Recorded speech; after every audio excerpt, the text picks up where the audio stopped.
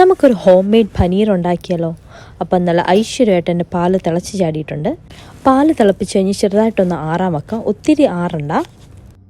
ഇത് ആറി കഴിഞ്ഞിട്ട് നിങ്ങൾക്ക് ലെമൺ ജ്യൂസോ ഇല്ലെങ്കിൽ വൈറ്റ് വിനീഗറോ വെച്ച് അതിനകത്ത് ഒഴിച്ച് കഴിയുമ്പോൾ എന്താണ്ട് ഇങ്ങനെ പിരിഞ്ഞ് കിട്ടും.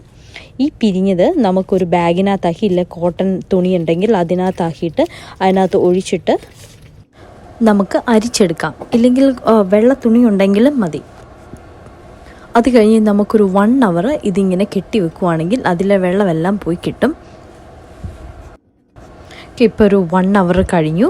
അത് കഴിഞ്ഞിട്ട് ഐസിട്ട ഒരു തണുത്ത വെള്ളത്തിൽ ഞാനത് മുക്കിയെടുത്തു, അതിനൊരു ഷേപ്പ് കിട്ടാൻ വേണ്ടി. അത് കഴിഞ്ഞ് നല്ല കനമുള്ള ഒരു പാത്രം എടുത്ത് അതിൻ്റെ മുകളിൽ വെച്ച് കഴിഞ്ഞാൽ അതിൻ്റെ വെള്ളമെല്ലാം ഊർന്നു പോരും.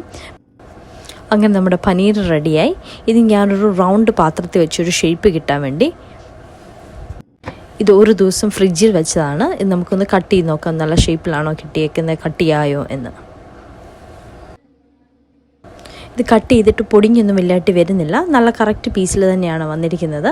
ഇത് നിങ്ങൾക്കും വീട്ടിൽ ട്രൈ ചെയ്യാവുന്നതാണ്. Enjoy your home made paneer.